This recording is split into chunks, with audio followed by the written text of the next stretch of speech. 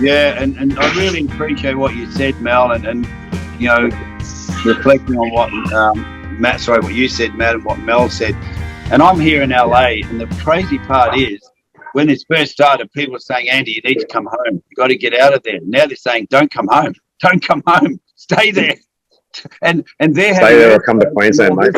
Here in LA, where we're operating pretty much as normal. I'm not saying it's 100%, but it's pretty close. The freeways are crazy. Everyone's out working. You can go to movie theaters, restaurants, blah, blah, blah, wearing masks. People get vaxxed, not get vaxxed, whatever, you know. But something's working. I don't quite know exactly what it is. I'm no expert. But why? And we've probably got plenty of cases still here, but life is, you know, getting back. What is this? What is Australia waiting for? And are they acknowledging that mental health is on the rise, or are they hiding it so it doesn't cause more stress? Because I'm sure there's way more issues with people, mental health and suicide, than what's even being mentioned in the media. You know, 100%. I will admit, you know, COVID has impacted even my mental health to an extent. Like, Andy and I recently discovered that, you know, I'm a guy that needs to get out and do activities if I want to live a healthier life. You know, that's just something about me. I'm all about people. I'm all about activities. And very lately, I haven't been able to do a lot of that. And believe me, there was a point where it was starting to get to me. So, yeah.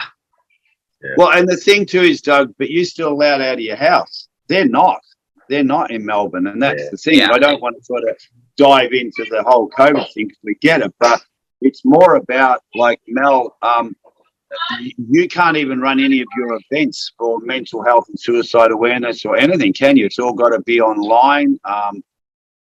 How are you coping with that? Are you able to do things online to keep helping people? And yeah, look, I am very grateful, and kind of what Fendogg was saying about, you know, social media, but it's like, look, we are lucky that we can connect and stay connected with our loved ones through digital. Is that the same? Absolutely not. There is no high touch there, but we are restricted. And so the only way we can tap into that connection right now is virtually, is digitally. It isn't the same, but it will have to do for now because we are under serious lockdown restrictions. And like I said, I'm lucky that I've still got an income. I'm doing a lot of my events online. I coach. I have other streams. But I'm very also, we're hurting for, even if you're doing well or you're doing okay, you're hurting for your brothers and sisters, because there's not everyone gets this opportunity to pivot their business or to create a side hustle. There's people out here that they lived just very simple lives, and getting by working for someone else was what gave them purpose. And now with the hospitality industry shut, events being shut, retail being shut, you are talking a big number of people that are now facing unemployment. And unless they get vaccinated, they cannot return to work. So now you're talking about people being in fear of just choosing to, you know, whether they don't feel like they have a choice. They are pushed to the edge because they can't put bread on the table. And they're doing it not for a health reason. They're getting vaccinated not for a health reason. They're getting vaccinated for a lifestyle reason. They have to live. They have to go out and pay the bills. And so I just think there's just so much to unpack there. And I know there's a different time and place for that conversation. But it's just mental health first and foremost. Check in with yourself. Go internal and go, okay, well, what can I control? Because right now it might feel like there's so much that we can't control, specifically for Melburnians. But how do we go inwards and ground ourselves and just really look after our internal world?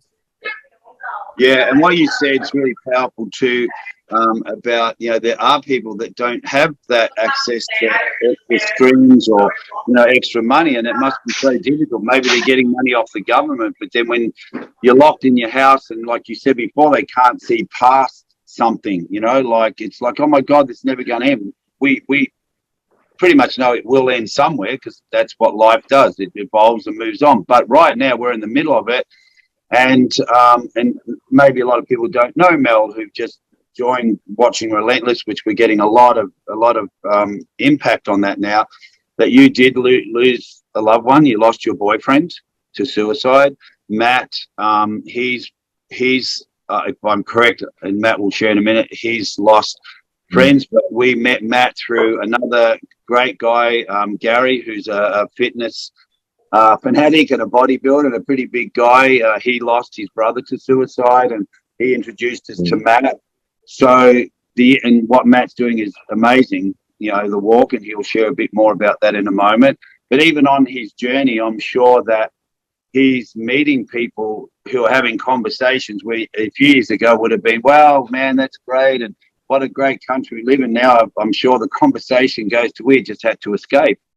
We had to get out of that state. Yep. Like, when have I ever had anyone in Australia say we had to escape our state to go somewhere else? Like, it's just crazy. It's weird. It's so crazy. Yeah. Hey, Matt, and just being very effective of time, because Mel does have, as our last interview, has an appointment again soon. So just share a little bit about,